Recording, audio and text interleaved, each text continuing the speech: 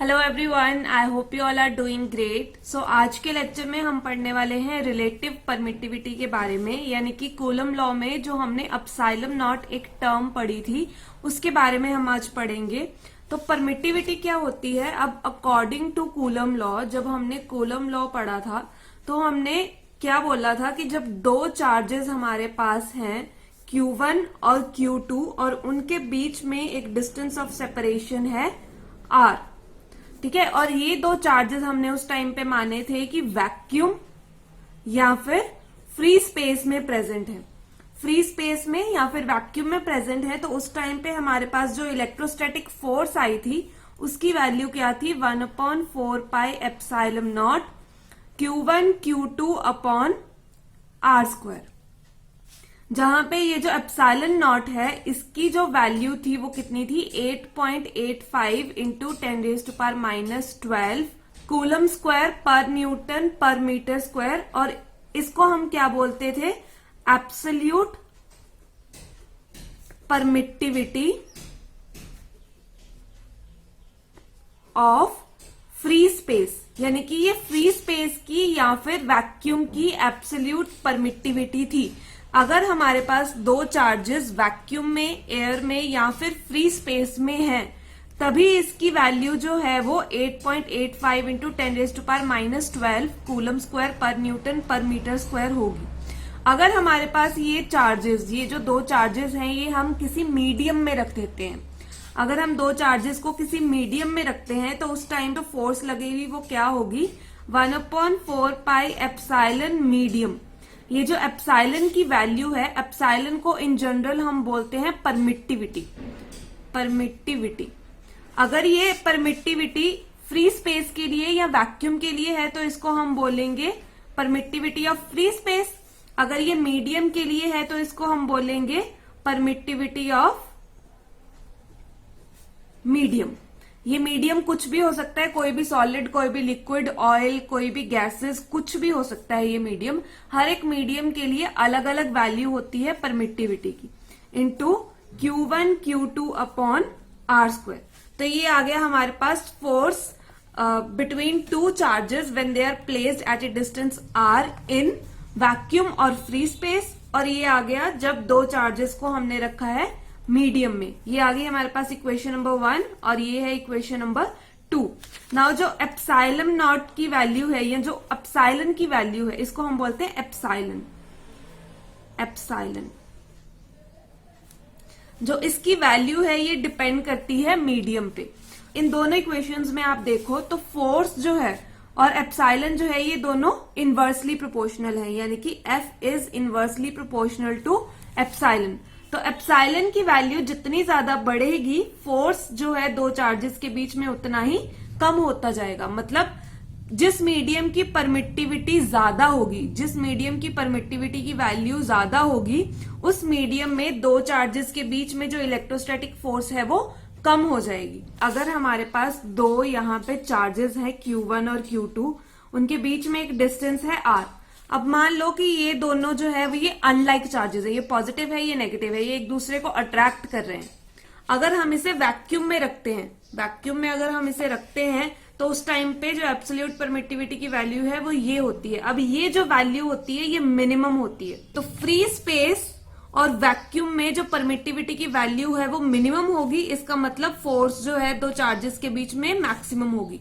तो अगर हम दो चार्जेस को वैक्यूम में रखते हैं, उनके बीच में कुछ डिस्टेंस ऑफ सेपरेशन रखते हैं और उनको वैक्यूम में रख देते हैं तो उनके बीच में जो इलेक्ट्रोस्टैटिक फोर्स है वो मैक्सिमम होगा।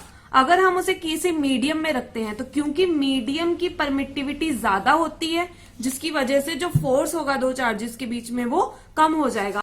अब होता क्या है एक्चुअली में कि परमिटिविटी एक मीडियम की ऐसी प्रॉपर्टी है जिसकी वजह से वो मीडियम अपनी फील्ड को जनरेट करता है। वो मीडियम अपनी फील्ड को जब जनरेट करेगा तो वो फील्ड इन दोनों की इंटरेक्शन के बीच में आ जाएगी, जिसकी वजह से इन दोनों के बीच में फोर्स जो है वो कम हो जाएगी। जितनी ज्यादा परमिटिविटी होगी, जितनी ज्यादा ये फील्ड जनरेट करेगा उतनी ही वैल्यू जो है इन दोनों के इंटरेक्शन की वो कम होती जाएगी। मतलब कि जो परमिटिविटी है वो एक ऐसी प्रॉपर्टी है मीडियम की जो परमिट करती है मीडियम को कि वो अपनी फील्ड को जनरेट करे और दो चार्जेस के बीच में जो फोर्स बढ़ रही है उसको वो कम कर दे। ठीक है, तो ये हो गई हमारे पास परमिटिविटी। अब नेक्स्ट टर्म है हमारे पास रिलेटिव परमिटिविटी। रिलेटिव परमिटिविटी क्या होती है? Ratio of permittivity of medium and permittivity of free space।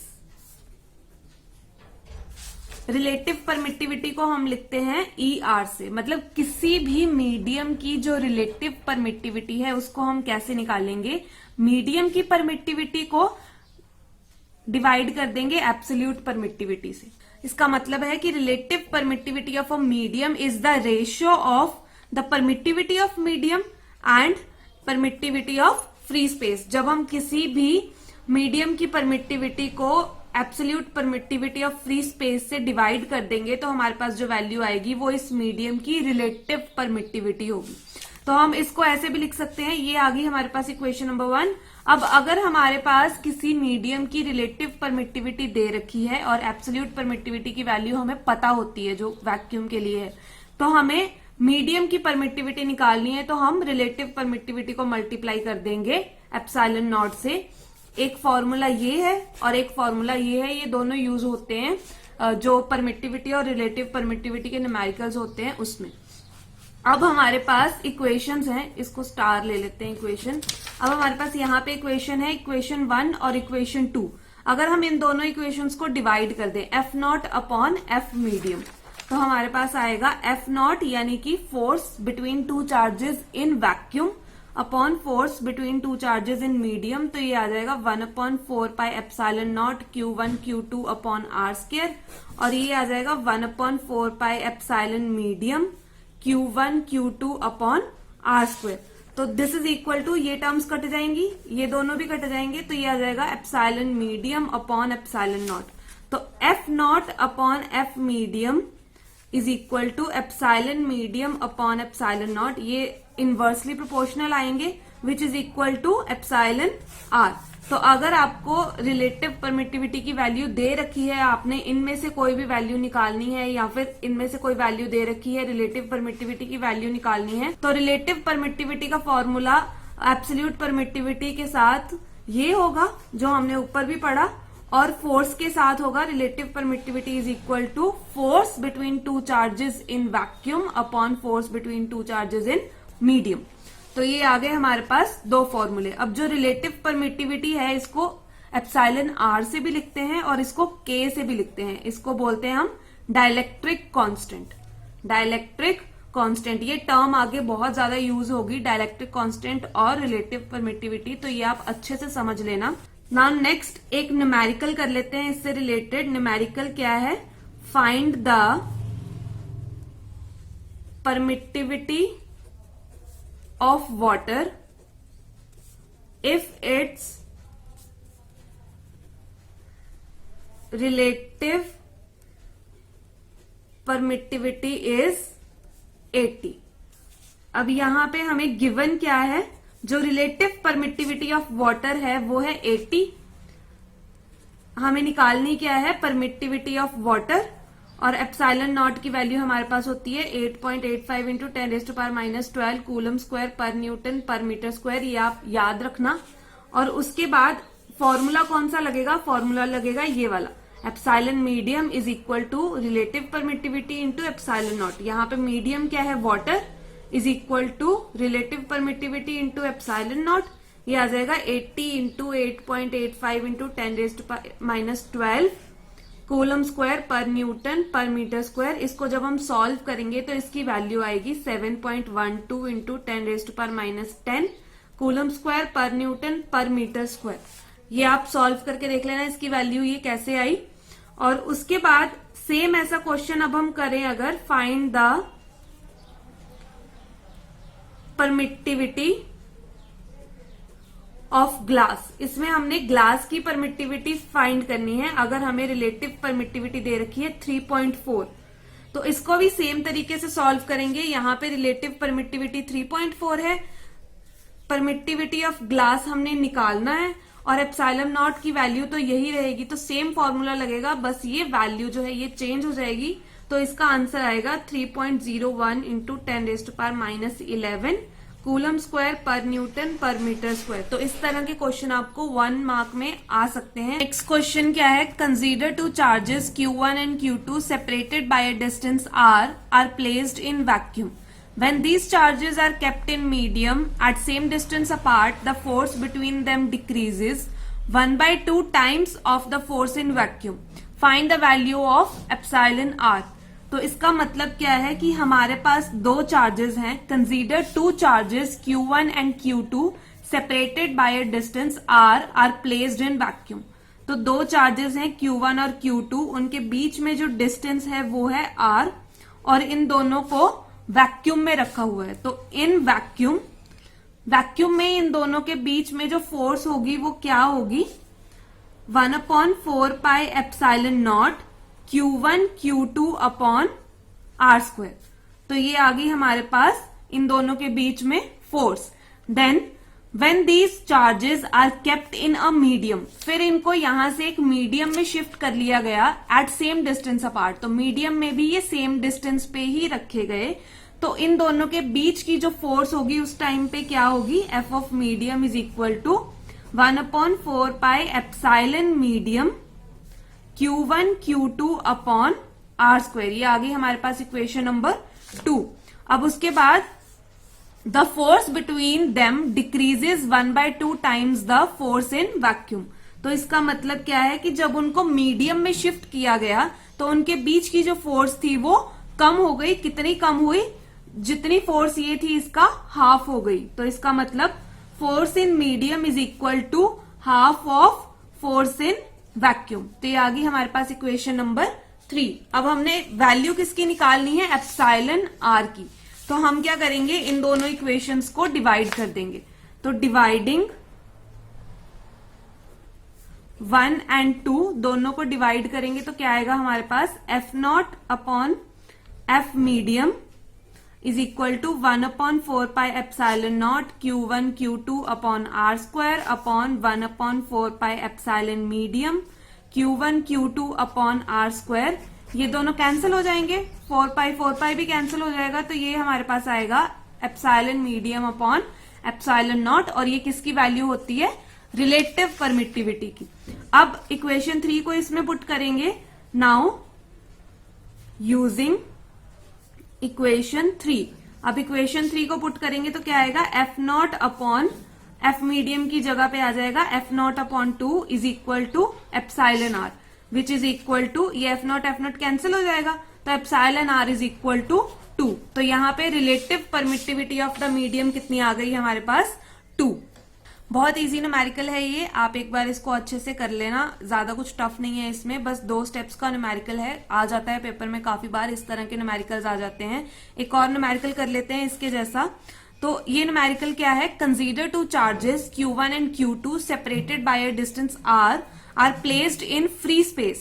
When these charges are kept in a medium and distance between them is halved, the force between them becomes 1/4 times of the force of the free space. Find क्या करना हमने, relative permittivity of the medium and permittivity, मतलब epsilon R find करना है और epsilon medium, ये दो चीजें हमने इसमें फाइंड करनी है। तो सबसे पहले कंडीशन क्या दे रखी है हमें, consider two charges Q1 and Q2 separated by a distance R। दो चार्जेस हैं, Q1 है Q2 है, इन दोनों के बीच में डिस्टेंस है हमारे पास R, और इन दोनों को वैक्यूम में रखा गया है। तो उस टाइम पे जो फोर्स होगी वो कितनी होगी, 1/4 pi epsilon naught Q1 Q2 upon R square. This is equation number 1। उसके बाद when these are kept in a medium, जब इनको एक मीडियम में रखा गया and the distance between them is half, और इन दोनों के बीच का जो डिस्टेंस है उसको कम कर दिया गया, हाफ कर दिया गया। तो ये डिस्टेंस बन गया R/2। Q1 Q2 को जब मीडियम में रखा गया तो डिस्टेंस हो गया R/2।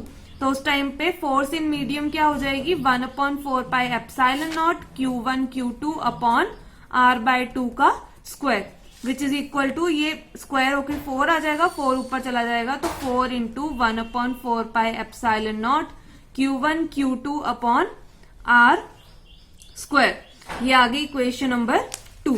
उसके बाद अकॉर्डिंग टू क्वेश्चन के अकॉर्डिंग क्या है हमारे पास, the force between them becomes 1/4 times of the force of free space. मतलब फ्री स्पेस में इसकी जितनी फोर्स थी मीडियम में उसका 1/4 हो जाएगा। मतलब force in medium is equal to 1/4 of the force in free space. ये आ गई इक्वेशन हमारे पास, ये आ गई इक्वेशन नंबर 3। ये ऑलमोस्ट पिछले क्वेश्चन जैसा ही है, बस यहाँ पे डिस्टेंस भी चेंज हो गया है, बाकी सारा ये पिछले क्वेश्चन जैसा ही है।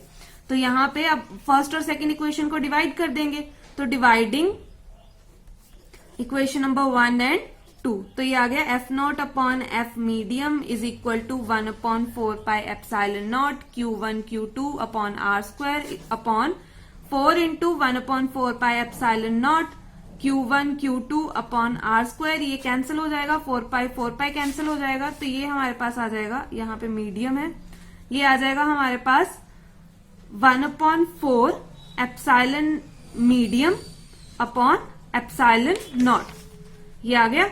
अब ये इक्वेशन क्या बन गई, F0 upon F medium is equal to 1/4 epsilon medium upon epsilon naught which implies, अब ये इक्वेशन पुट कर देंगे हम इक्वेशन नंबर 3 को, तो F0 अपॉन F मीडियम की वैल्यू है F0 upon 4 is equal to 1/4 epsilon medium upon epsilon naught. F0 cancel हो जाएंगे, तो यहाँ पे ये वैल्यू आ जाती है एप्सिलॉन R की।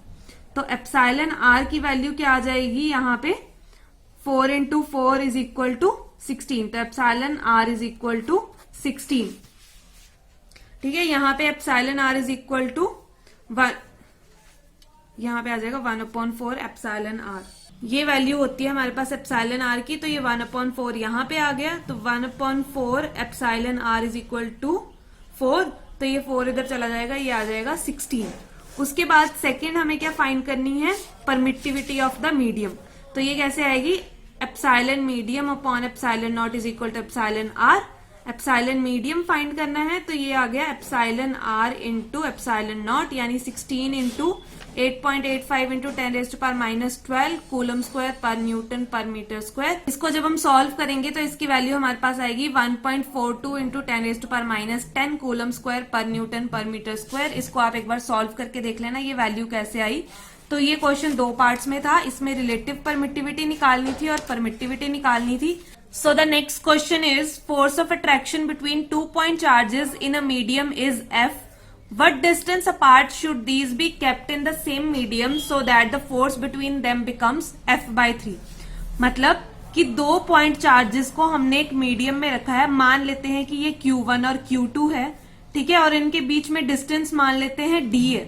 सो हमारे पास 2 चार्जेस हैं एक मीडियम में, Q1 और Q2, उनके बीच में डिस्टेंस है D, तो उनके बीच में जो फोर्स होगी वो है F, फोर्स ऑफ अट्रैक्शन। तो F इज इक्वल टू कितना होगा, 1/4 पाई एप्सिलॉन मीडियम, क्योंकि ये मीडियम में है, Q1 Q2 upon D square. ये आ गई इक्वेशन नंबर 1। उसके बाद उन्होंने बोला कि कितने डिस्टेंस पे हम इसे रखें कि इसका जो फोर्स है वो F/3 हो जाए। तो इसका मतलब क्या है कि फोर्स F/3 होना चाहिए। तो कौन से मीडियम में हमने इसको रखा, सेम मीडियम में हमने इसको रखा, और इसका जो डिस्टेंस है वो कितना होगा, डिस्टेंस निकालना है, क्योंकि डिस्टेंस को अगर हम चेंज करेंगे, अगर हम डिस्टेंस को चेंज करते हैं सेम मीडियम में, तभी फोर्स चेंज होती है, कम या ज्यादा होती है।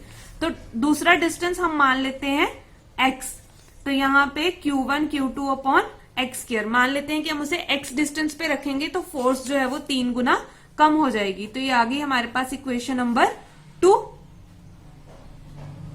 उसके बाद ये F की जो वैल्यू है वो कितनी है, यहाँ पे F की वैल्यू, यहाँ पे हम F की वैल्यू पुट कर देंगे, मतलब 2 इक्वेशन में हम 1 पुट कर देंगे, तो ये आएगा 1/4 पाई एप्सिलॉन नॉट। ये 3 जो है इसको आगे लिख देते हैं, 1/3 इंटू F है, F की ये वैल्यू पुट कर दी 1/4 pi epsilon medium Q1 Q2 upon D square is equal to 1/4 pi epsilon medium Q1 Q2 upon x square. यहाँ पे हमने क्या किया, हमें बोला था कि दो चार्जेस को हमने डी सेपरेशन पे रखा है, उनके बीच में जो फोर्स है वो एफ है, तो एफ की वैल्यू क्या होगी 1/4 एप्सिलॉन मीडियम, क्योंकि ये मीडियम में रखे हुए हैं, Q1 Q2 upon D square, क्योंकि हमने इन दोनों के बीच में डिस्टेंस लिया था d।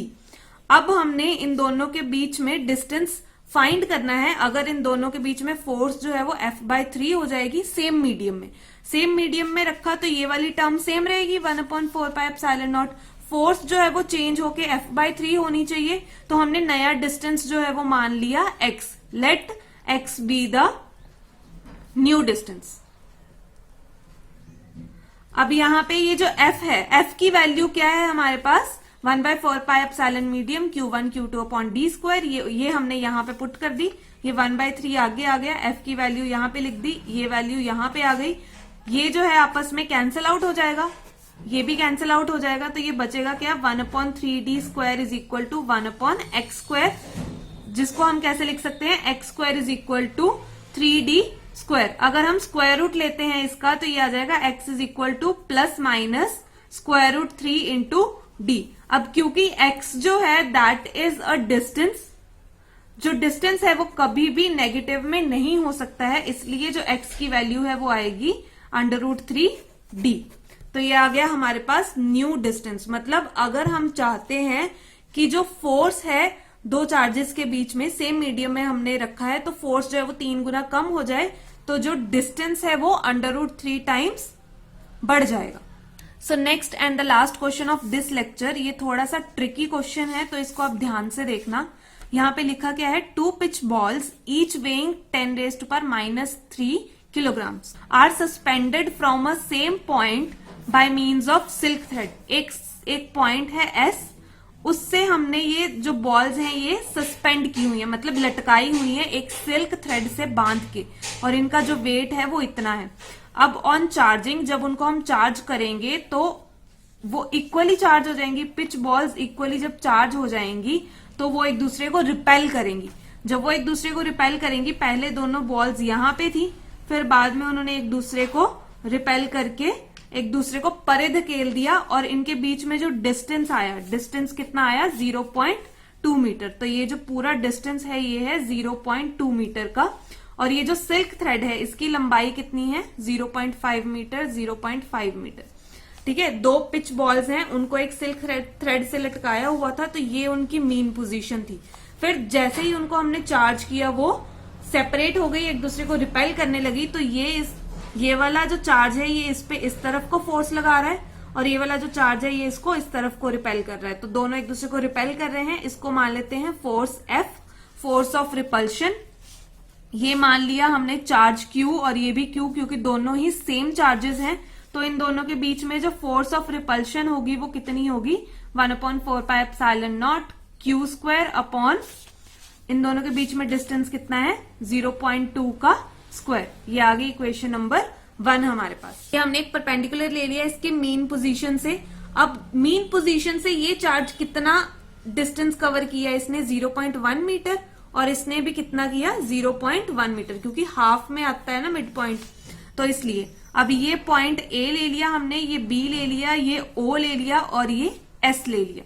ठीक है, ये जो सिल्क थ्रेड है इसकी लंबाई है 0.5 मीटर्स। अब ये जो यहाँ पे हमारे पास बॉल है, ये पिच बॉल्स हैं जो कि चार्ज्ड हैं, तो इन पे कौन कौन सा फोर्स लग रहा है। एक तो इन पे रिपल्सिव फोर्स लग रहा है, एक इन पे टेंशन। जब किसी चीज को हम फ्रीली सस्पेंड करते हैं एक थ्रेड से या किसी रस्सी से किसी चीज को लटकाते हैं, तो उस रस्सी में क्या आता है टेंशन, टेंशन बोलते हैं उसको। इसको हम T से डिनोट करेंगे, और एक इसका वेट नीचे की तरफ को लग रहा है mg। इसमें भी एक जो है टेंशन T और एक वेट नीचे की तरफ लग रहा है mg। तो एक बॉल पे 3 फोर्सेस लग रही हैं। कौन कौन सी फोर्स? फर्स्ट है फोर्स ऑफ रिपल्शन, जो हमने यहां पे निकाल ली। सेकंड जो है वो है वेट mg। mg की कितनी वैल्यू है? मास इनका है 10⁻³ किलोग्राम्स, और g की वैल्यू कितनी होती है 9.8 न्यूटन। तो ये कितना आ जाएगा 9.8 इंटू 10⁻³ न्यूटन। जी आ गई हमारे पास इसकी वेट की वैल्यू, जो कि नीचे की तरफ को लग रहा है। अब ये दो फोर्सेस आ गई, थर्ड फोर्स कौन सी है इसकी, टेंशन।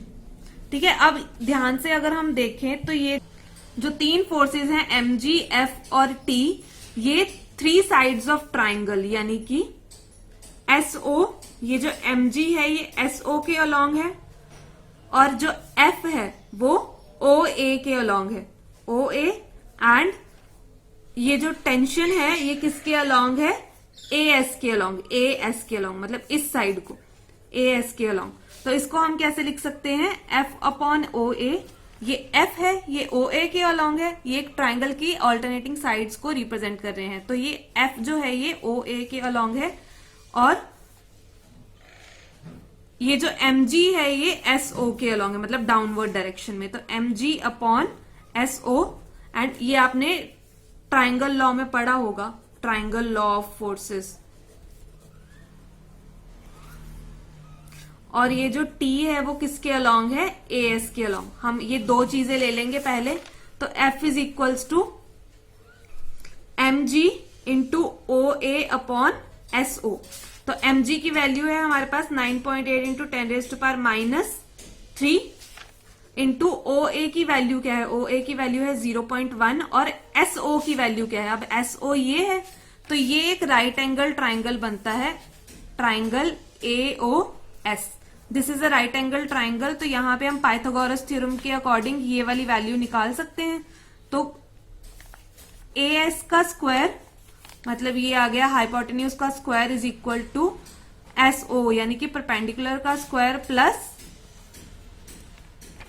OA का स्क्वायर यानी बेस का स्क्वायर। तो यहां पे हमने वैल्यू किसकी निकालनी है, SO की। SO का square is equal to AS का स्क्वायर माइनस OA का स्क्वायर, तो SO is equal to square root of AS का स्क्वायर माइनस OA का स्क्वायर। तो AS की वैल्यू कितनी है, AS की वैल्यू है 0.5 का स्क्वायर माइनस OA की वैल्यू है 0.1 का स्क्वायर। तो यहाँ पे आ गया अंडर रूट 0.5 का स्क्वायर माइनस 0.1 का स्क्वायर, ये इसकी वैल्यू आ गई। अब यहाँ पे फोर्स की वैल्यू भी हम पुट कर देंगे, ये F की वैल्यू, तो ये आ जाएगा 1/4πε0 Q स्क्वायर अपॉन 0.2 का स्क्वायर इज इक्वल टू, ये वैल्यू आ जाएगी, तो 9.8 इंटू 10⁻³ इंटू 0.1 अपॉन ये आ जाएगा 0.25 minus 0.01 which implies Q square की वैल्यू हमने निकालनी है, तो ये आ जाएगा यहाँ पे 1/4πε0 उधर चला जाएगा, 1/4πε0, तो इसकी वैल्यू होती है 9 इंटू 10⁻⁹, ये नीचे चला जाएगा, तो ये आ जाएगा 0.2 का square into 9.8 into 10⁻³ into 0.1 upon 9 into 10⁹ into, इसको जब हम सॉल्व करेंगे तो क्या आएगा, स्क्वायर रूट ऑफ 0.24। तो जब हम इस पूरे को सॉल्व करेंगे, जब हम आप इसको खुद एक बार सॉल्व करके देखना, जो मैं नोट्स नीचे डिस्क्रिप्शन बॉक्स में प्रोवाइड करूंगी उसमें मैंने पूरा सॉल्व कर रखा है, तो आप एक बार खुद इसको सॉल्व करके देखना। इसको सॉल्व करके Q की जो वैल्यू आएगी वो आएगी 2.357 इंटू 10⁻⁻6 कूलम। तो ये आएगी हमारे पास चार्ज की वैल्यू। पूरा इसको सॉल्व करके स्क्वायर रूट निकाल के जो वैल्यू आएगी वो इतनी वैल्यू आएगी।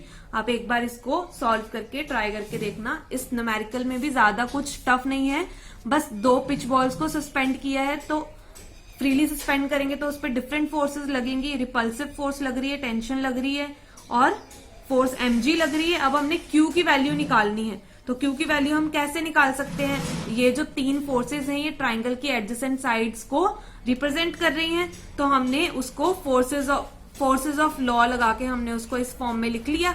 अब हम फर्स्ट टू पार्ट्स ले लेते हैं इसके।